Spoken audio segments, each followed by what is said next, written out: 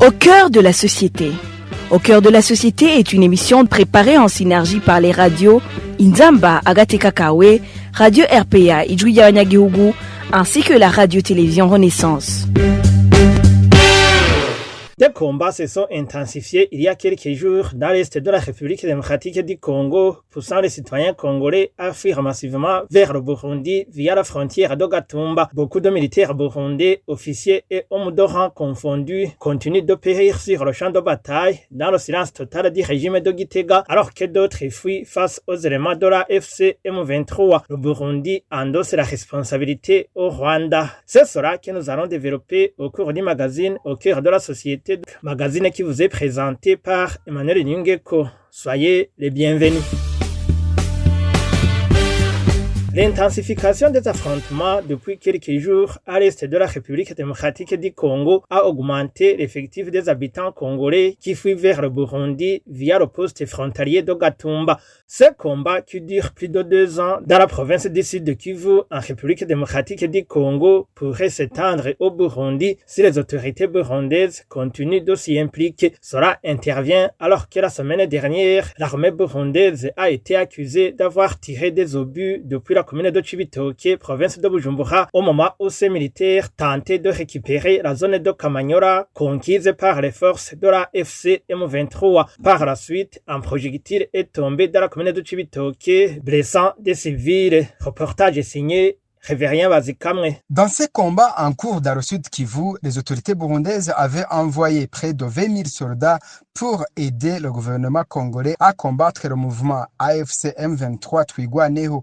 La semaine dernière, la situation a dégénéré lorsque l'armée burundaise a tiré des obus en appui aux militaires qui se battaient à Kamanyola, tentant de reprendre la zone conquise par l'AFC M23 Twirwaneho. Les dirigeants de M23 ont averti qu'ils ne pourraient pas tolérer plus longtemps d'être visés par des tirs d'obus provenant du territoire burundais et qu'ils allaient désormais neutraliser tout point de provenance de ces tirs qui finissaient par tuer des civils congolais. Le vendredi, un obus est tombé en territoire burundais dans la province de Chibitoke, blessa 2 personnes. C'est alors que les autorités burundaises ont commencé à publier des communiqués condamnant ces tirs et qu'ils s'abattaient sur les populations civiles.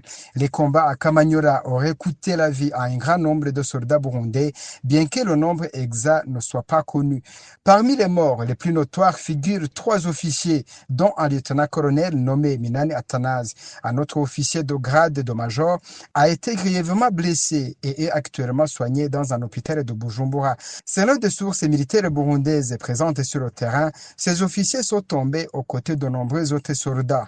Du côté burundais, le ministre des Affaires étrangères, Edouard Bizimana, a accusé le Rwanda d'être derrière ces attaques. Quant à la FC M23 Twirwaneho, le docteur Oscar Barinda, porte-parole politique adjoint, a déclaré que non plus ne pouvait tolérer des bombardements venant du Burundi, s'étonnant de voir les autorités burundaises se lancer dans un conflit contre les voisins manipulés par le gouvernement de Kinshasa, situé à plus de 2000 km. Bien que le ministre burundais Bizimana ait affirmé que les soldats burundais ne quitteraient jamais le territoire congolais, à moins que le gouvernement de la RDC ne les expulse, sur les 18 bataillons envoyés dans le sud Kivu, il n'en resterait plus qu'environ 3, lesquels seraient tentés d'envisager une voie de retrait vers le Burundi, après que les forces de AFC M23 et de Twirwaneho ont pris la ville d'Uvira, l'une des plus importantes du sud Kivu. Des militaires burundais estimaient que c'est leur défaite qui a précipité ce retrait, alors que les autorités burundaises avaient récemment affirmé que si cette ville tombait, cela signifierait le début d'une guerre entre le Rwanda et le Burundi, comme l'avait déclaré le président Ndayishimiye en février de cette année.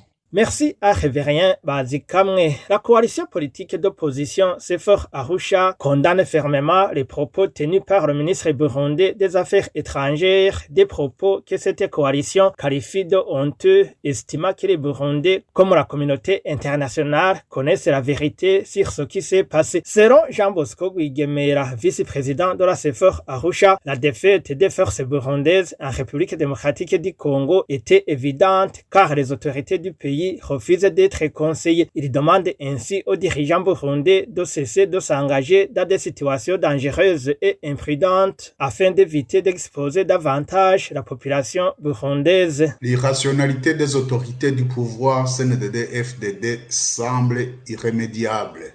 L'envoi illégal des troupes burundaises sur le front à l'est de la RDC a été une ingérence dans une guerre intercongolaise.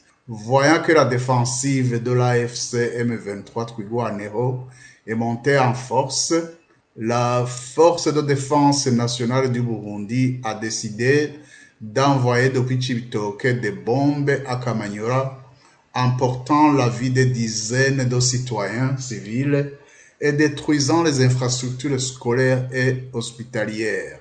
Dans sa légitime défense, l'AFC M23 Twirwaneho a préféré détruire l'arme utilisée par la FDNB sur place à Cibitoke et le ministre burundais des Affaires étrangères de déclarer qu'il s'agit d'une provocation, d'une agression faite par le Rwanda. Il joue la victime croyant que le monde est dupe. C'est vraiment ridicule. La coalition Kinshasa-Gitega vient de perdre la guerre à l'est de la RDC. Toute autre tentative est vouée à l'échec car ces tentatives sont connues d'avance. J'en donnerai entre autres exemples cette confection de tenues militaires du Rwanda et de la RDC à Bujumbura. Que mijote cette coalition? Certes, le pouvoir du CNDD-FDD s'est spécialisé dans le mensonge, dans la simulation des attaques, mais tout se sait à l'avance. Ils viennent de perdre la guerre avec toutes les conséquences.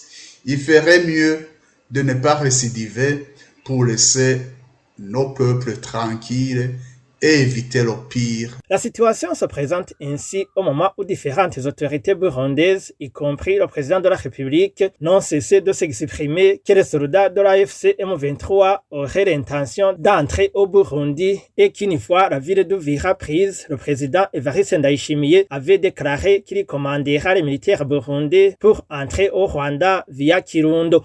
C'est ainsi alors que prend fin le magazine Au cœur de la société qui était centré sur les combats qui se sont récemment déroulés à l'est de la République démocratique du Congo, ce qui a augmenté le nombre de citoyens congolais qui fuient leur pays natal.